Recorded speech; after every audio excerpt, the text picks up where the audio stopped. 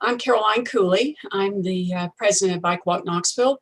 Our mission is to improve walking and biking in the Knoxville region. I'm also the chair of Active Knox. For tonight's event, along with Charles Brown, we will also hear from a local panelist, Seema Singh, who is on the Knoxville City Council. We also want to hear your questions, so please type them into the chat box. Into the Q&A box, not the chat box, the Q&A box at any time. This event is sponsored by Active Knox, a partnership that includes ARP, Bike Walk Knoxville, the Knoxville Chamber, the Knoxville Area Association of Realtors, Legacy Parts Foundation, East Tennessee Quality Growth, Knox County Schools, University of Tennessee, and Knox County Planning. A special thanks to the Tennessee Department of Health, which provides funding for this speaker series, and the City of Knoxville's Office of Sustainability, and the League of Women Voters of Knoxville, Knox County, for their sponsorship of this speaker. Active Knox is committed to sharing innovative and proven ideas that help make Knoxville and Knox County and our region a more active, engaging, and economically vibrant place to live, work, and play. This is the 14th event in this speaker series. I'm so excited for our speakers to be with us today. You can see a bit of Charles' biography on this slide, so I won't bother to read the whole thing. I'll just say that he's got an amazing perspective that brings together transportation, equity, climate change, and other important issues, and some ideas on how we can do things better to help improve the lives of the people in our community. I'm so glad you're here to learn along with us. So Charles, please take it away.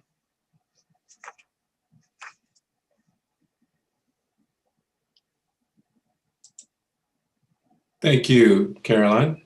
Good evening, everyone. Again, my name is Charles T. Brown. Give me a second here as I get set up. All right, we're all set. Again, good afternoon, good evening, everyone. It is an absolute pleasure to be here virtually with each of you tonight. I know you've had many other things you could have been doing right now, but we are really thankful that you've decided to devote your time here tonight to be here with us. Thank you.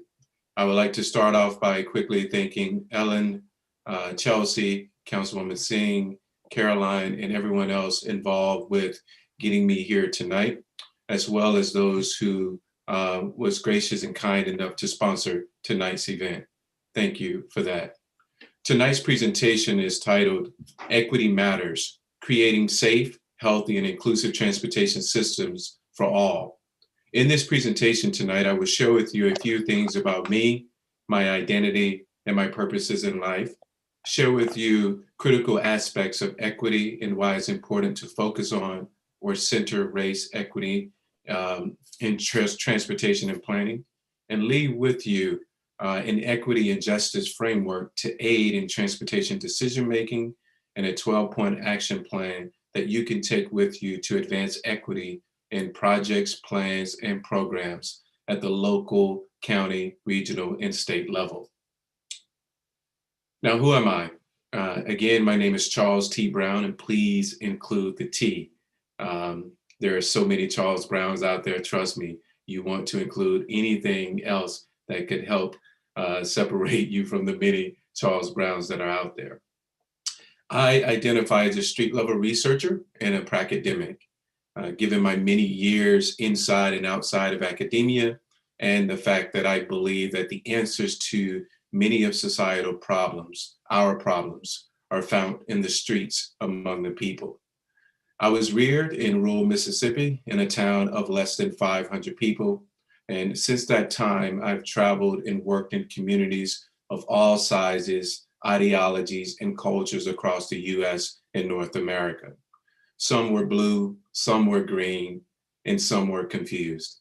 In short, I want to say here tonight that I have 99 problems, but understanding you isn't one. And before I get into the presentation to talk more about equity, I thought I'd first answer the question, why focus on race and ethnicity in the context of transportation planning and decision-making. Well, I've decided or chosen to prioritize the race conversation and transportation equity work in order to broaden the narrative of transportation planning. See, I am strongly and deeply committed to leading and centering race in all transportation decision-making processes because too often race, ethnicity is glazed over in planning, research, and policy development that sort of makes these assumptions about the communities we're tasked to serve. Instead, what you find intentionally or unintentionally is these sort of proxies such as income, age, sex, gender, education, and even access to a vehicle that are used as sort of alternatives to avoid centering race-based issues. See, the history of structural racism, the public policies, the institutional practices and social norms that together maintain this racial hierarchy and its impact across the country and within communities is often overlooked and unacknowledged. Yet, if we're being honest, we all know that it is pervasive and unmistakably harmful to everyone. So the social marginalization and the inequities that racism cultivate in housing, education, employment, the built and the social environments, and healthcare are felt across generations. But this happens to have to be more so acutely for or among Black, Indigenous people of color. And so because of this, I realized that systems or any system of cultural oppression and racism needs to be acknowledged and repaired by the various entities that helps to create them, one of which is transportation. So as planners, as engineers, as bicycle and pedestrian advocates, as elected officials, et cetera, see, we have a professional and a moral obligation to acknowledge that the uneven development of our cities and the resulting racial, health, and wealth disparities are indeed the result of systemic racism ingrained within our different professions, whether it be planning, engineering, real estate, you name it. All you have to do is pick one. So what is equity? Equity involves trying to understand and give people what they need to enjoy full, healthy lives. You ask people if they have a problem with that sort of framework around equity, and few people will disagree. But equity is more than that. It's beyond the surface level. See, equity is also the presence of justice and fairness within the procedures, the processes, and the distribution of resources by institutions or systems. Thus, facing equity issues requires this sort of unique understanding of these underlying or root causes of inequalities and oppression within our societies. Because if we aren't aiming at addressing the root cause, we're simply addressing the symptoms of a much larger problem. But you can't stop there with equity, because equity requires a consideration of the various social identities, whether they be age, race, gender, ethnicity, sexual orientation, physical abilities or qualities, a person's work background, their job level, whether they were native born or non-native. See, we cannot escape the fact that this is a complex system. We are complex persons. We are not just one identity. We have a multitude of identities. And it is time for our various sectors to take these identities into consideration.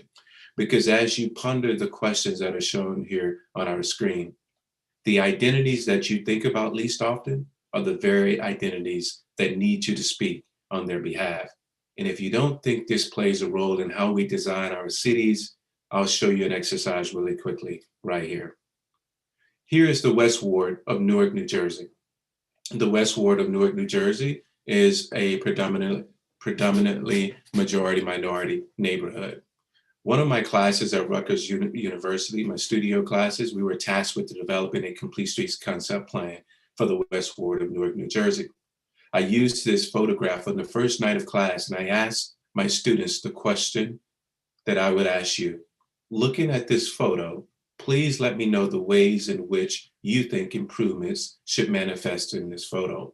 Which improvements, type it in the chat, you would like to see. I'm going to pause here for a second to give you a chance to think about it. Now, as you type your responses in the chat, usually you hear things such as, where are the trees? Where are the benches? Where are the street lights? They need economic development, redevelopment. Where are the plants? Where's the sidewalk? The sidewalk needs to be repaired. What about bike lanes? Oh, we hear about bike lanes over and over again. What about the pavement or repavement? Is there crime there? Do people have jobs? Do they indeed walk there?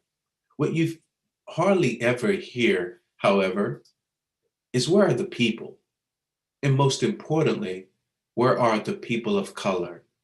See, oftentimes in engineering and planning, we perform these or we develop these before and after renderings. We start with a photo like this, we end with a photo such as this. But what we tend to do is not show people of color. And so what usually results from that is this belief that people of color or communities of color are hostile to bicycle lanes and other infrastructure investment coming to their community. That couldn't be further from the truth. The truth is that they're hostile to the fact that you've erased them out of the future when you erase them out of the image. See, images matter. If you want to build trust with people, show them that you care enough to include them in the future. This is important because, see, transportation and planning has been weaponized as a tool of oppression within our society.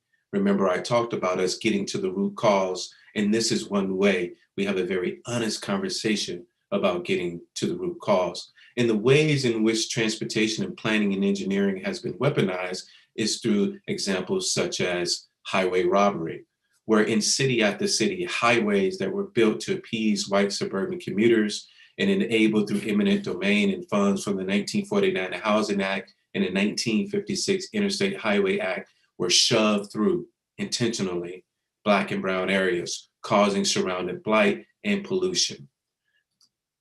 We also know now that there's a very strong connection to the ways in which we develop our transportation network and its connection to the climate crisis. See, I was both fortunate and unfortunate, I would say, to have experienced two hurricanes, two that will live in my memory forever. One being Hurricane Katrina back in 2005, the other being Hurricane Sandy that hit New Jersey in 2012. Unfortunately, though, the connections to transportation and the ways in which its oppression manifests doesn't end there.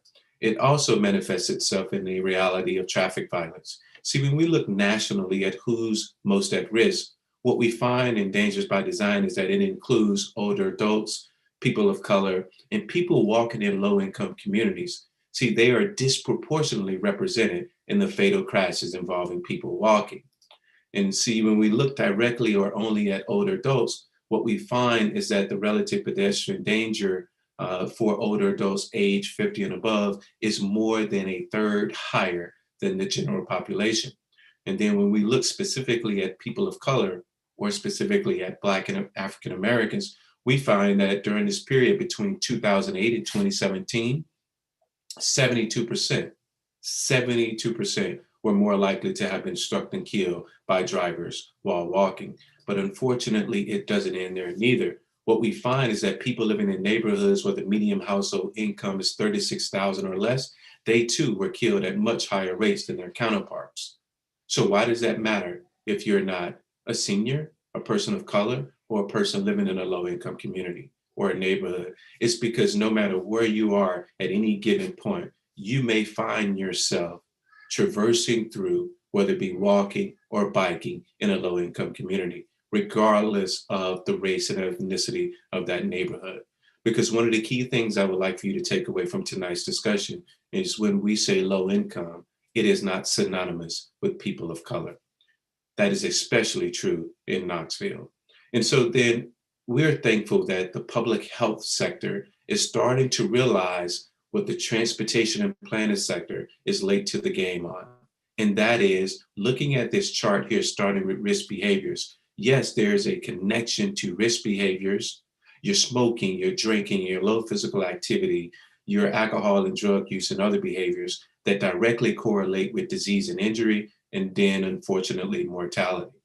However, historically, and even in contemporary times, unfortunately in the transportation space, we have not given much consideration to the fact that the living conditions influence one's behavior.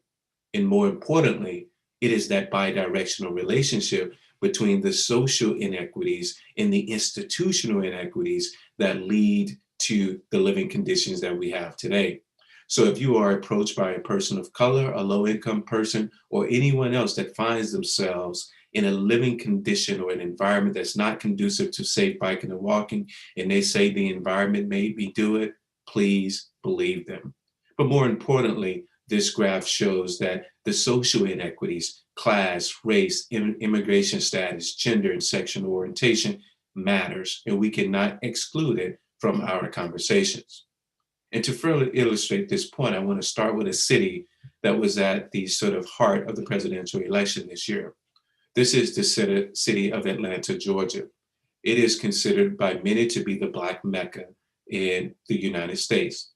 I want you to pay attention, though, to what these colors mean on this particular map. And ask yourself this question, and please type this into the chat as well. What does it mean, looking at this map, if blue represents where white people live, green represents where Blacks live, purple represents where Hispanics live, Asians are represented by the peach and other colors on the screen? What do you see? But we're not going to pick on Atlanta. We're going to move to Detroit, the Motor City. Again, if blue represents where white people live, green represents where Black people live, purple where Hispanics live, what do you see in Detroit? But we won't stop in Detroit. We must go to one of the largest cities in America, Houston, Texas. And again, if blue represents where whites live, green represents where Blacks live, purple represents where Hispanics live, what do you see in Houston? Someone please type this in the chat for me. But we're not going to stop in Houston either. We're going to move on to the nation's capital. And here's what you find in the nation's capital. What do you see? Again, if blue represents where white people live, purple, Hispanic, green, Black. Hopefully by now you're starting to say, after this example, looking at New York City, that what you see is racial residential segregation. But most importantly, I hope what you see is that it is by design, because I've yet to show you a city where that hasn't been the case. So during this particular point in the presentation, most people may ask, are there any exceptions to what you've shown? The truth is that yes, there are exceptions to what I've shown. And one city of such is Portland, Oregon. Portland is mostly white, and that too goes back to the legacy and the history of inequitable systems and decisions that have been made. If you know the history of Portland, you know for a very long time, people of color were prevented from even moving to the state of Oregon. So there's a reason why when you look at this map, if blue represents where white people live, what you see is majority white. See, this has implications, equity implications, because what we know then is that race determines place, which determines health. And see, this is a history lesson that is important because history doesn't say goodbye. History says, see you later. And what's the later? The later is now, because what we know is that Tennessee is the 12th most dangerous state for pedestrians in the nation. The 12th most dangerous states for pedestrians in the nation.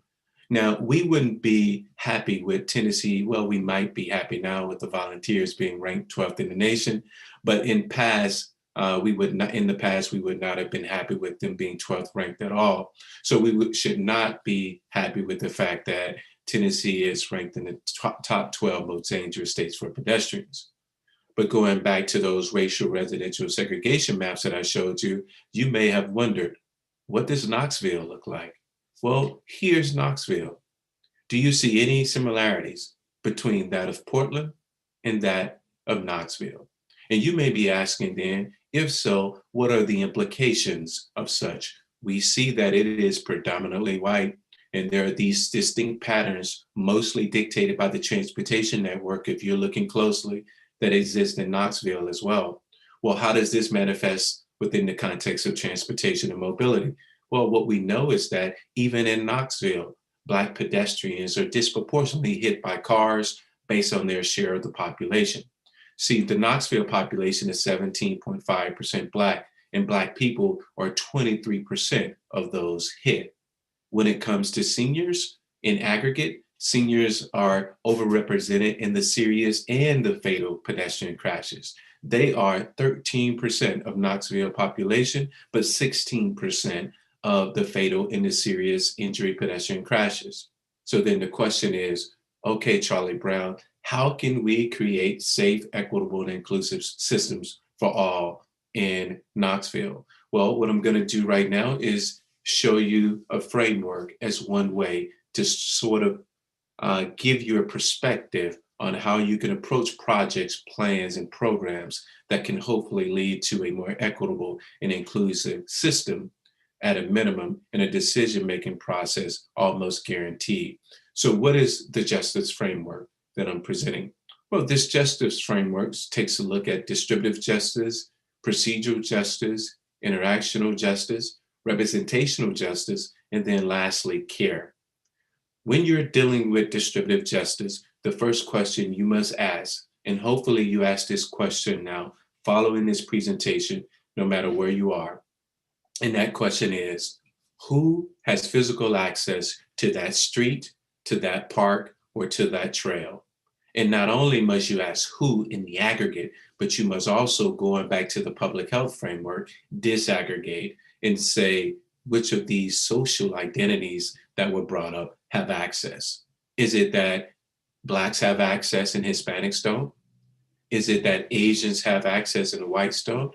We must ask these questions because we must see people for who they are, what their culture represents, and by doing so, we'll be able to diagnose the problem and address the problem accordingly.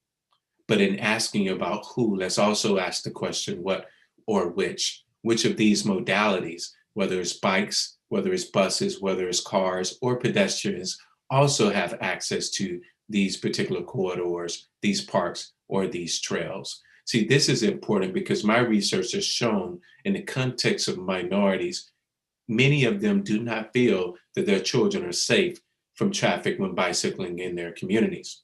And I don't know about you, but in my community, if my mother doesn't feel that it's safe for me to bike, we will not bike. I don't care how many safe routes to school programs you have, how many complete streets, open streets programs you have. If you do not convince the mother that it is safe, then we will not be bicycling.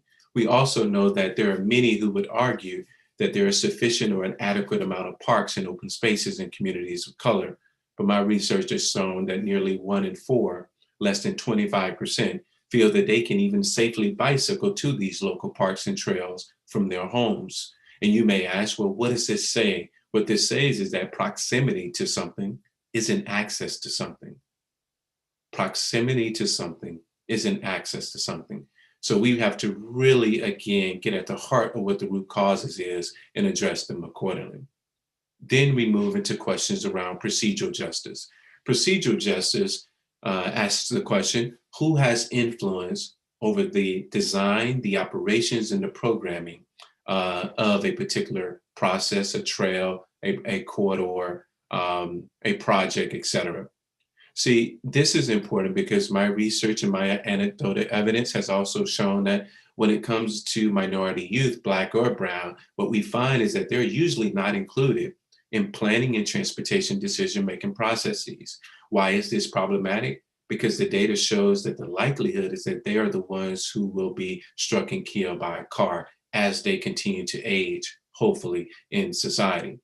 But then we must not stop there. We must think about interactional justice because there exists problems beyond the physical or beyond the infrastructure. We must ask what makes people feel welcome or unwanted in a space. And why is this important? Well, all you have to do is watch the news. And what we find is that African Americans are 2.5 times more likely to be killed by law enforcement. And when you look at it along the lines of male and female, the gender dynamics, we know that males in many studies reported being stopped at a rate 7 times than that of females. But we must not stop there. We must, because of gentrification concerns, displacements concerns, when we're building out this infrastructure, consider representational justice. And representational justice asks the question, do people feel their experience and their history is represented in the space? And why is this important? Because think about for a second, whether it's Memphis, whether it's Knoxville, whether it's Nashville, or whether it's New Jersey, where I am, how often the historical and cultural erasure takes place in communities across this country. See, it's one thing to gentrify by making a place better aesthetically and due to the infrastructure, but it's a whole other thing to erase a culture. So we must do what we can to honor the fact that there were people there prior to this investments, and to not forget the blood, sweat, and tears and the toils they put into making that community what it is. And then lastly, we must ask the question around care. How do people demonstrate their care for the space and, more importantly, other people in it? See, this is important because we know that our systems, especially in the transportation context, are biased against women, and they do not offer enough protection against religious minority groups. And so you may ask, are there case examples that I've been involved in that have used this framework in many of the other things that I'm sharing with you tonight? And what I'm going to do is quickly run through 3 projects that have indeed used elements of this framework to lead to a successful outcome. The first of which is the city of Jersey City, New Jersey, that has a population of 265,000 people in New Jersey. It is right across the Hudson River from New York. Jersey City also happens to be one of the most diverse cities in all of America. And so I was tasked as a consultant, along with other consultants, to develop the city's bicycle master plan. We used that framework to create a 12-point action plan that led to the prioritization of bicycle investments in that city. See, looking at this small map here, what we did was, based upon various factors within each neighborhood, we were able to rank the places from highest priority to second highest priority to medium high priority to lowest priority where investments would go. And I'm happy to report today that Jersey City has done an outstanding job bringing infrastructure investments to some of the highest needs areas of town. Is the process perfect? No, it's not.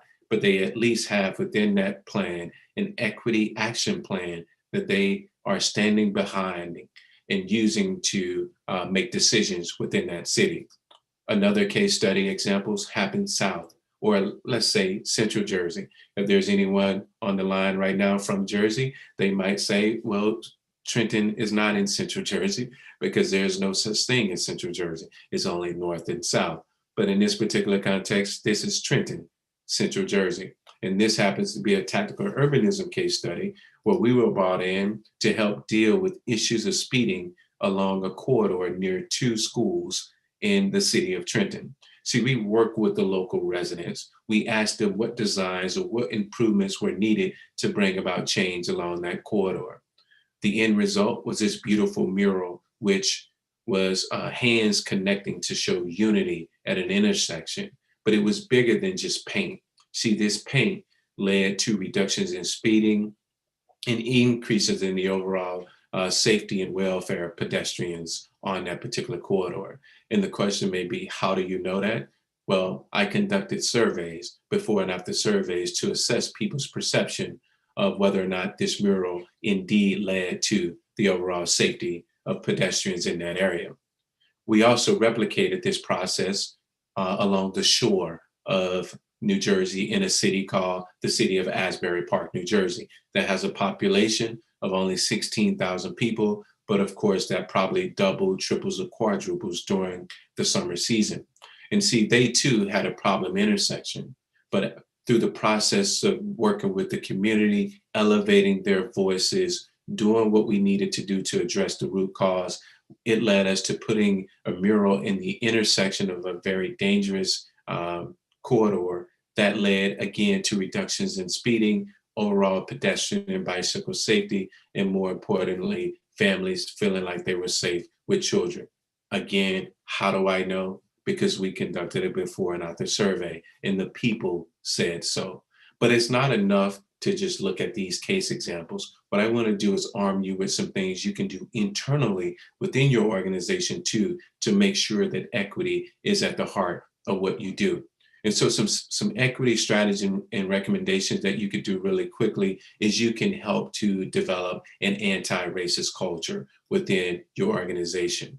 You can advocate for the adoption of a racial equity action plan. You can pursue equity trainings for the staff, but you can also ensure that these equity trainings result in equity performance measures so you can benchmark and track your success. And then more importantly, you can arrange and establish and lean on your staff persons to develop and sustain an internal equity group. But that's not enough. You must also come up with and encourage an external equity advisory group so that they can hold you accountable for all the great things that you intend to do. And now what I want to do is close with ways in which you can center equity within your transportation plan and decision-making processes. And I'll go over this 10 or 12-point plan. The ways in which you can do it, I'll touch on racial equity, modal equity, procedural equity, language equity, gender equity, spatial equity, and my favorite of all, common sense. And so you may ask, why is this important? Well, this is important for a number of reasons because too often people see the term equity and they forget to disaggregate the definition of equity and to look at the specificities around what is needed to address different concerns. And so looking at action number one, it goes back to what I recommended. The first thing I would like for you to do is to commit to equity through the adoption of a racial equity action plan. Boeing and many other companies are now starting to see the importance of having an equity action plan, and more importantly, a racial equity action plan. Step number two, action number two I would like for you to do is prioritize investments and maintenance in minority and low-income communities. And by investments, I mean investments in bicycle and pedestrian infrastructure. You have enough of motorist or auto-centric infrastructure. What you need is to prioritize investments in bicycle and pedestrian infrastructure. And while you're at it, please don't forget to reserve dollars for the maintenance of that infrastructure. Because if you build it today and do not maintain it, 10 to 20 years from now, you'll have to rebuild it. So make sure you're building and maintaining the infrastructure. Then number three, it's imperative that you ensure the full and the fair participation of racialized minority groups. It's one thing to give lip service to community outreach and engagement. It's another thing to be intentional about it. Because I know when looking at many of the efforts around community outreach and engagement, many of them are just check the box processes. Be serious, be intentional. And you know what? Be excited to engage with the community, but but make sure you also follow up once you've heard from them and you've developed the plans and the programs that you've sought to plan based upon their input. And as your community continues to diversify, please understand and respect the fact that one must foster a more equitable treatment of the diverse languages in the public sphere. It's one thing to have English, but English isn't the only language spoken, not in Knoxville, not in most places across this country. So please foster the more equitable treatment because it says you respect the dignity of those people as well as their culture. And then also document and increase mobility and access for elderly and persons with disability. See, I started giving you a general framework around equity that wasn't just a racial equity framework. That framework was bigger than race. It also touches on abilities and disabilities. And when you're engaging with persons with disability, don't stop with the physical. There's the cognitive too. So please meet with and document their concerns to increase their mobility and access. And while you're at it, it's important again to look at women and the issues that they face, many of which are much different than those of men. And given the fact that we have these male-centric environments, we must engage with women as well as with foreign-born populations to deepen our understanding of their behavior and usage differences. And then going back to what it means to address representational or to present or pursue representational justice, we must evaluate and mitigate these unintended consequences of improved mobility and access. But I pause here to ask you a question. If we know throughout the country that many of the investments we have done have potentially led to gentrification and, more importantly, displacement in many of these Black and Brown communities, is it indeed an unintended consequence? What's the threshold for it no longer being unintended? This is important because we know trees planted in minority communities mature just in time for gentrification to take place. And if you're reading this, this is not a good thing. But we must not stop there. See, we must continue. And action number 9 is about getting to the root causes. So we're moving, as I showed you in that public health framework, back to the root cause. We're getting at the institutional inequities, and we're addressing things and analyzing things such as the racialized zoning and the land use that has taken place historically as well as in contemporary times. See, the maps I showed you, the segregation, that is there for a reason. It was by design. So we must analyze the impact of past and current zoning and land use decisions and mitigate those issues, and more importantly, prevent them. And then while we're at it, we must safeguard against discriminatory enforcement and over-policing of Black and Brown people in this country. We must do so because justice is what love looks like in public. And so many people ask me, Charlie Brown, what are you most focused on right now? See, I've done so much of this work. I've done work around pedestrian issues, bicycle issues, transit-related issues, and it has led me to this epiphany. It is that our mobility has been arrested. Arrested mobility is the thing that I'm most focused on at the moment. And so some of you may be asking, what is this claim or this assertion of arrested mobility, and why is it important? I'll end this presentation by showing you why it's important and why you may want to pay attention to this. So the big question, Charlie Brown, what is arrested mobility? Arrested mobility is this assertion, this deep assertion that I have that Black people and other minorities have historically and been historically and presently denied by both legal and illegal authority the inalienable right to move, to be moved, or to simply exist in public space. And this has unfortunately resulted in adverse social, political, economic, and health effects that are widespread, that are preventable, and are intergenerational, including the trauma. And so you can't come forth with an assertion without a framework. And here's the framework of arrested mobility. Similar to the public health framework, what you'll notice is that it begins with the social inequities. It takes a look at the institutional inequities, and then it ends with taking a look at how that impacts not only travel modes, but also leads to adverse outcomes in social, political, and economic and health, and then lower life expectancy and higher rates of infant mortality. But you may be asking the question then, how are Black and Brown people over policed? Or how is their mobility arrested? It's arrested by you focusing on 3 P's. The first P is policy. I mentioned racial, residential segregation, zoning, and land use. That's the first way in which over-policing is evident, policy. The second P is policing, whether it's law enforcement at the local, the regional, or the state level. Policing also arrests the mobility of Black and Brown populations. And then the last way in which it manifests is through what's called polity, or better yet, the self-deputization of non-Black citizens. I won't use the offensive term that starts with a K that many have used to refer to our white sisters throughout the country. Many of you are familiar with it, but I refuse to use it.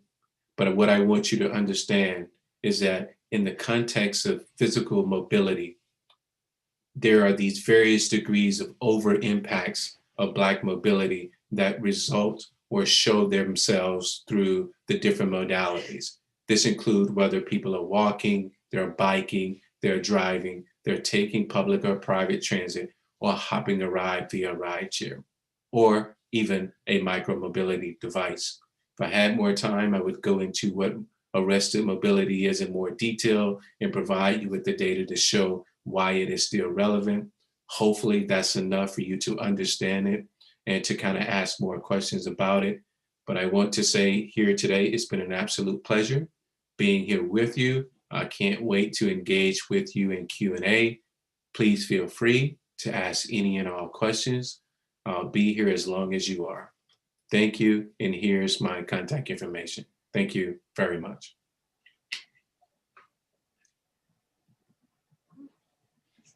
Thank you, Charles. And at this time, we'd like to have Councilmember Singh, if she would like to make some comments regarding the presentation, and then we'll open up for the question and answer session. Thank you, Carolyn. I want to start with my experience of transportation. When my family first moved to the US, we lived, my father went to Columbia University, so we lived near the Bronx. And I remember being 8, 9, 10 years old and getting on the subway and going to where I needed to go to. Then we moved to Knoxville, Tennessee, and we moved into West Knoxville area and just did not know. I mean, we had one view of the country at that point. We just did not know that we can't walk to the grocery store. So we set out walking, and someone said, you know, just down yonder is grocery store, down yonder, Kingston Pike. Didn't realize that meant like 7, 8 miles. So quickly we realized if we are going to move around the city, we need to get a car. We had the resources to do that. We had one car, you know, everybody getting transported and borrowing the car and, you know, all of that stuff. Then we went to 2 cars, and I expect these days when I get in my car, I turn the ignition on and I expect to be able to go to where I want to. I'm really glad to be invited tonight to this event. It opened my eyes a lot. I'm so excited that we're having the conversation about not just that people who already have forms of transportation get more forms of transportation. That yes, we can drive everywhere. Now we have greenways, now we have bike trails, now we have this. What about the people who are starting with no transportation or very little transportation? During the election last year, a full year ago, one of the big questions that were being asked was about walkability. And I heard that in the way of, do I have a place to walk after dinner when I ate a little too much?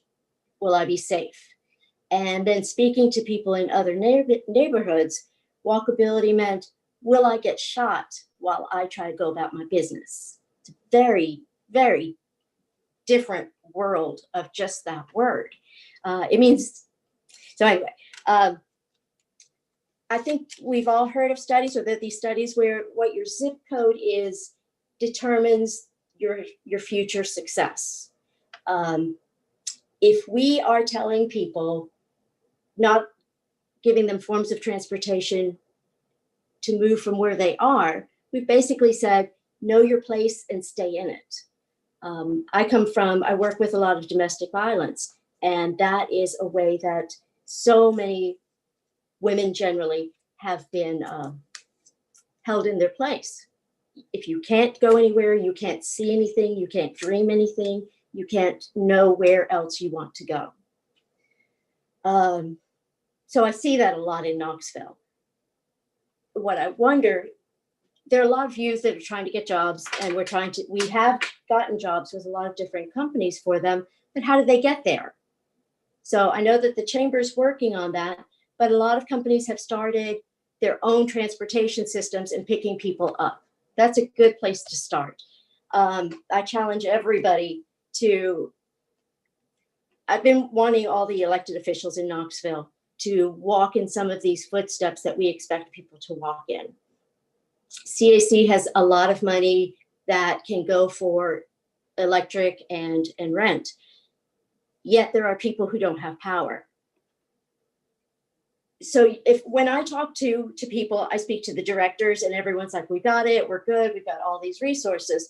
Well, if someone does not have a way to get to, I'm not picking on CAC, I love CAC, but if they don't have a way to get there, if they don't, their job doesn't allow them to, it's too complicated. There were some people I spoke with and I said, here are the forms, this is what you do, da, da, da. And they're like, no, I'm not going to deal with that. So I would love to see us have sort of this mystery shopper, like you go find food for your family, go find a job, go get your electric bill paid for. And by the way, you don't have a car. Okay. So you're going to do this. You're going to get this done. And the only reason I want to do this is there's so many blockages we just don't see. It's not, I think most of the people who are working and trying to help people get resources may not have walked in those shoes. When I wanted to have a seat at the table saying that I wanted more people from Knoxville to be represented, I had a way to get to the table. I had transportation to get there. There are going to be people who don't have that. I can't imagine a woman who works in fast food with 3 children ever being on city council.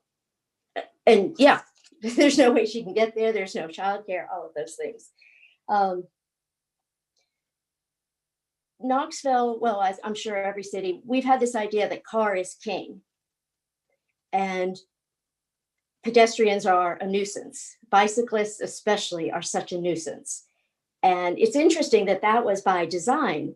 In the 1920s or so, the term jaywalking. A jay was considered an idiot. So look at that idiot, he just walked in front of a car. That was the car industry trying to take over the streets, and they've done a fantastic job. Nowadays, everybody wants speed control, traffic control in their neighborhoods. But I get really annoyed when other neighborhoods that I have to pass through have those, because I'm on a rush to work. So we all want things for ourselves that we don't want for other people. That's a pretty common thing. I do wonder, as transportation is changing, I think there are going to be a lot of transportations as far as individual vehicles go over the next 5-10 years.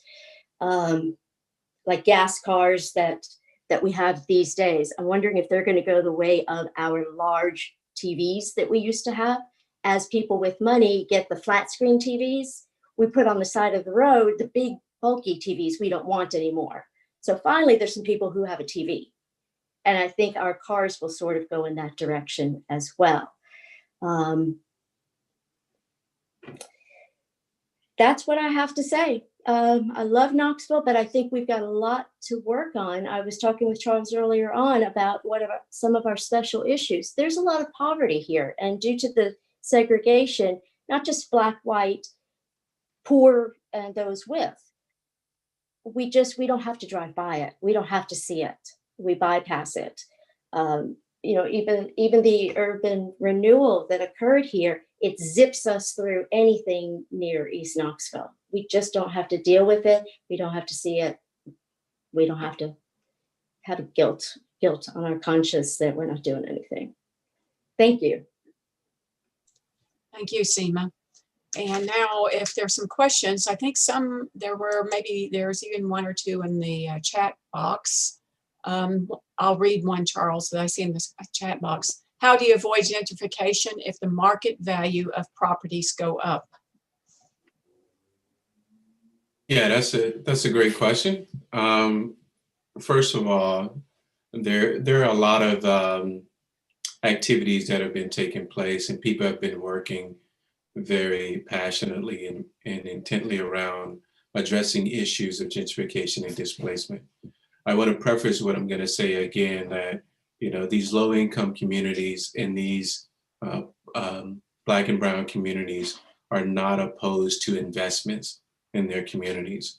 They want quality infrastructure, beautiful trees and plants, etc., just as much as everyone else. The issue is around displacement. And so to answer the question, how do we avoid or how do we address it? It depends on what stage of gentrification one is in. So if gentrification has not happened yet, we'll call that before gentrification in your community. What you could do is go ahead and be proactively building coalitions who will be prepared to address any sort of effort towards displacement in your community. You can advocate for and hopefully organize community land trusts. You could seek inclusionary zoning. You can even turn to some limited equity co-op housing. And then lastly, a very effective way of addressing it before is these community benefit agreements of which developers have to sort of adhere to in a way. If you find yourself mid-stage in the gentrification, what you want to do is you want to strengthen your rental protections. You want to advocate against condominium conversion. And most importantly, what you want to do is remove the barriers to obtaining loans for the rehabilitation and the preservation of the existing housing stock that you have. This has been a challenge for many low-income Black and Brown people. And then lastly, if gentrification has been present, you find yourself in what's called late stage gentrification. I love that phone ring.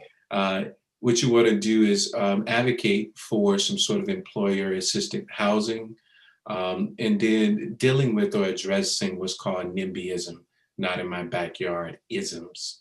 So those are some ways you can deal with that. Thank you. We have another question. Sorry about the phone. No, I like the sound. It's very nostalgic. Quick to mute I like there. it. Quick to mute. Yeah. We have another question on the question and answer that from Craig Lupke about having public meetings to engage the minority communities and having trouble getting them to achieve participation. Do you have any suggestions or techniques that you feel is an effective replacement for in-person engagement? Yes, great question, Craig. So really, Craig, I think it matters less whether we're talking, well, I won't say less because COVID has certainly had an impact on engagement in general. But one of the things that I would say is that when it comes to engaging minority communities, a lot of it has to do with the fact that people don't have the tools and the expertise they need to engage with these communities in an effective way. And so one of the things, depending on, Craig, whether you represent a government agency, an institution of higher learning, or something to that effect, one of the things that you have to keep in mind is that you carry with you the distrust that the community has for that agency. And so one of the most effective things we've done using even Zoom and other platforms, virtual platforms to get people in the room, is to always rely on a trusted advocate, a person from that community who knows the values of that person and knows that that person means the community well. By working with those individuals, we've successfully been able to get people into the virtual rooms. And in addition to that, we've worked with these sort of nonprofit organizations that have a sort of long established relationship with them. They are, I would say, to a similar degree, another trusted advocate. So given that you have nonprofit organizations, trusted advocates from these stakeholders groups, those are probably the best ways to do it. I would say this, regardless of which avenue you are pursuing, please pay the people for doing that job. Because too often we pay the quote unquote experts to engage with the public, and we forget that the burden is heavier for the communities to be at these meetings, given their challenges, than it is for the quote unquote experts.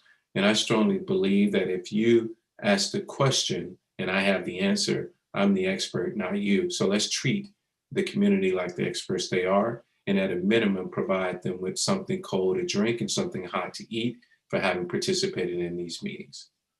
Thank you, Craig.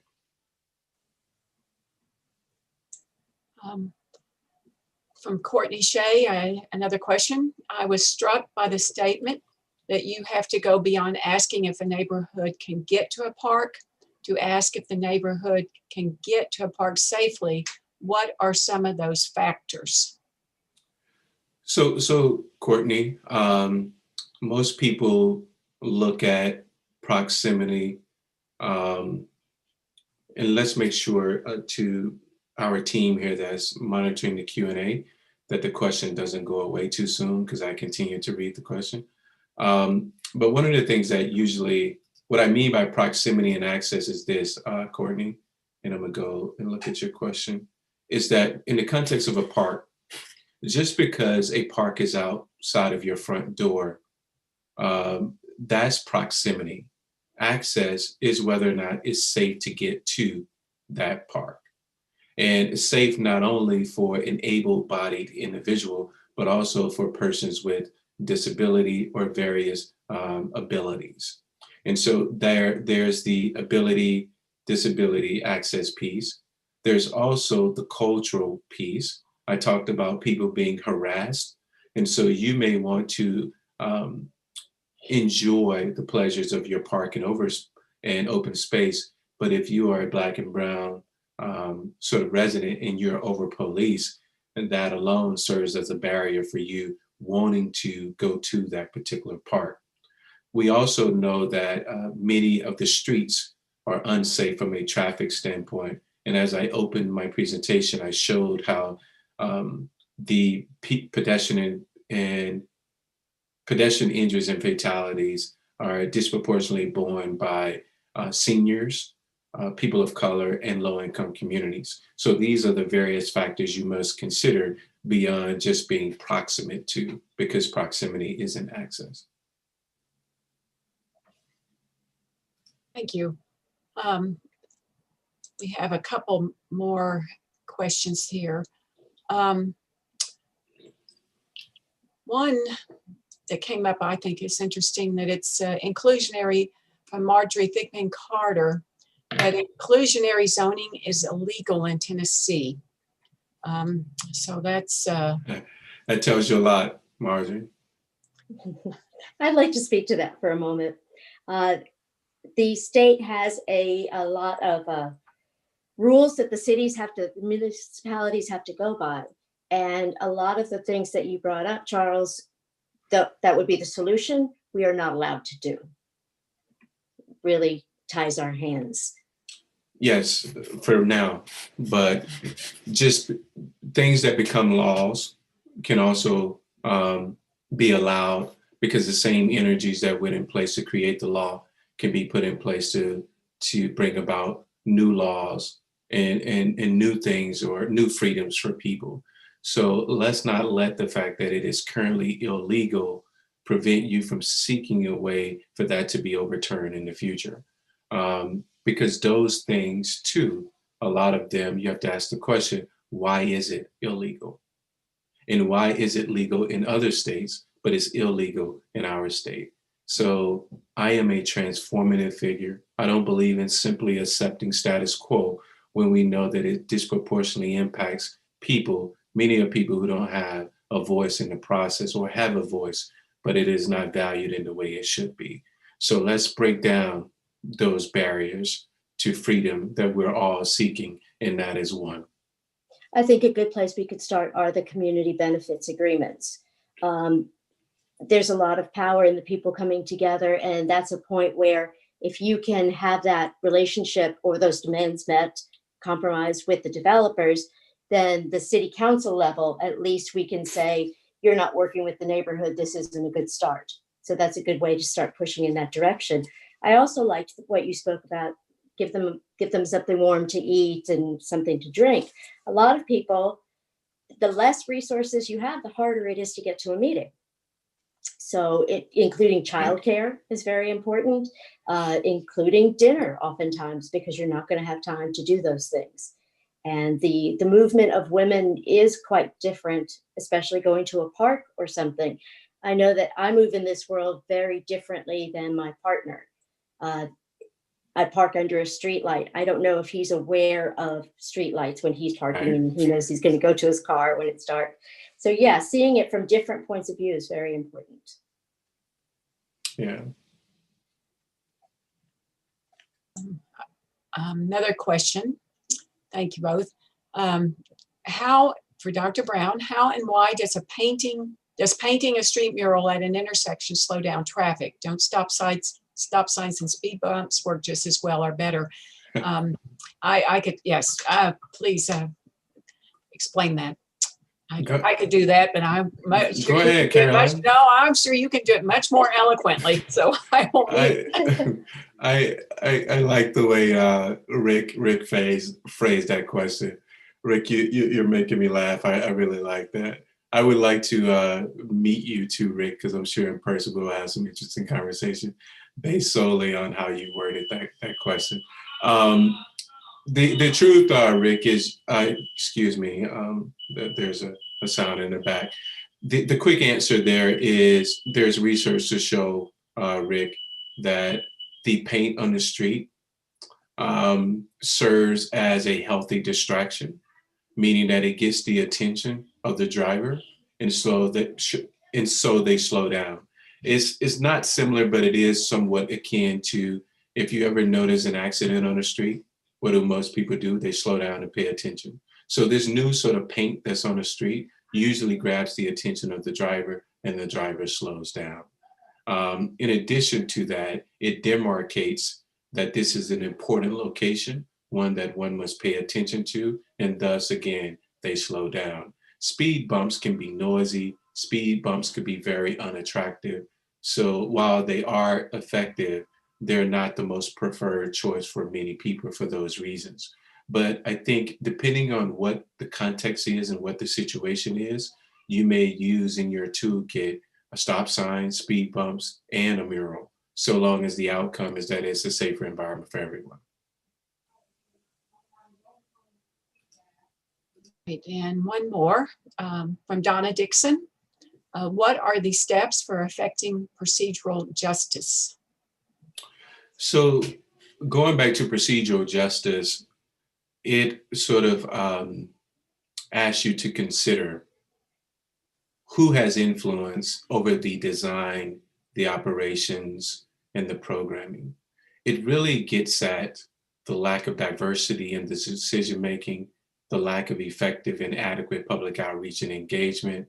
And then lastly, it gets at the fact that historically, some of these marginalized communities have not been included in these very important decisions about ways in which we were going to change the built environment for what we perceive to be a benefit for the community, but turns out to have been a burden for the community. For instance, many would have argued or debated the fact that these highways that plow through these communities, they would say it served a benefit, not a burden. But we know that while a fire may keep you warm, it may also eliminate you as a person if used incorrectly. And so these sort of fires, that being the interstate highway systems that were put through these communities, did not indeed keep them warm. It really destroyed those communities. And so procedural justice is getting at the fact that we as residents of a city, we as citizens in this nation should all have a say-so in how our communities are developed, designed, and then programmed. And so procedural justice reminds you to ask that question. Thank you. Another one is, what steps do you recommend for areas where codes do not allow painted intersections? We have requested them as a speed reduction method, but they have been rejected as code violations. Yeah, so continue to get rejected. I think you have to become a burden in these people's ears who continue to tell you that things are not allowed. Now, let's be clear. There are some roads that are state maintain or receive federal dollars that may not allow you to paint your intersections. But depending on the jurisdiction of that particular corridor, if it is a local road in many cities across this country, you have enough autonomy to paint that intersection. So if it's, again, county or state, you may want to avoid continuously being rejected and instead go to your local representatives and ask that they at least consider it. Because this is about having influence, control, and input where you know it would be valuable. But I wouldn't just stop there. I mean, there are examples, again, around this nation where people are putting in murals at the local, the county, and even at the state level. It's just a matter of you being vigilant and not always accepting no, because you too have a right. And lastly, I would say, unfortunately, many of the engineers and the planners at these local levels, they too are stuck in their ways. They don't like change and they don't like being told what's the best practice. Tell them anyway. We need to speak up about codes and zones. Those were not given to us from above. We created them, and sometimes we have to look at the common sense portion of them. Right now, you can't serve homeless people in a certain zone where there are people who are hungry and people who want to feed them. So we need to keep questioning these. Call me. I'll work on that. And one more question here. What are some of the ways to fill in the gaps in public transportation, such as shift work availability, ride frequency, and accessibility? That's a big question. That's a real big question. Let me see here. What are some ways to fill in the gaps in public transportation? That's a question, because there are so many components to it. I would prefer to meet with Glenn and answer offline. I can't do that justice in a few seconds or minutes. Yes, and I think, do we have any more here? I think that's all the questions. If anybody else, if I missed anyone, You've done a great job. Well, thank you. All right. I have one question.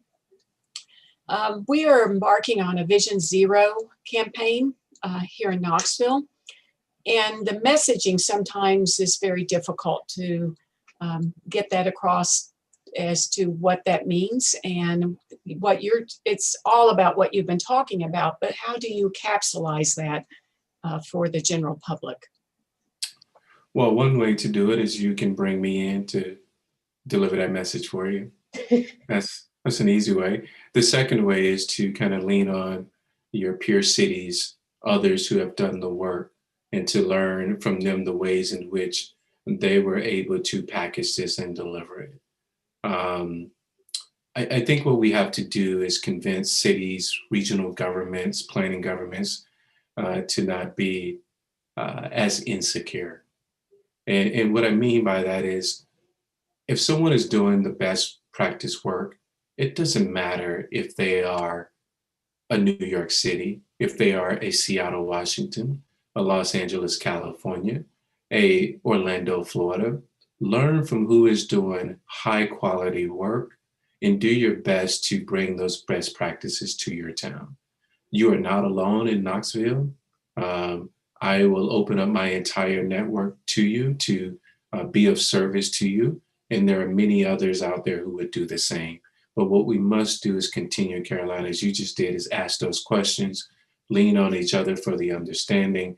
And I think collectively we can achieve what you're trying to achieve. Thank you. All righty.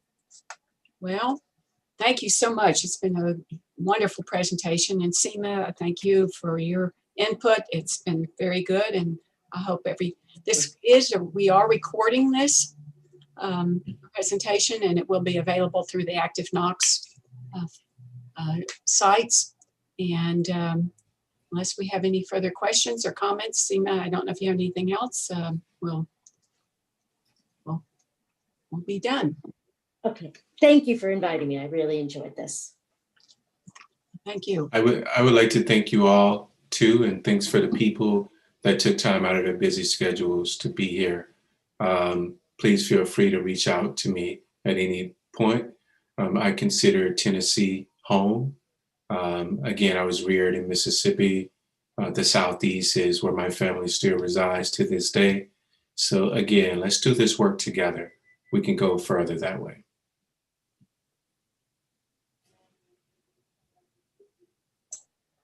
Okay. Thank you, everyone. Good evening. Bye. Bye.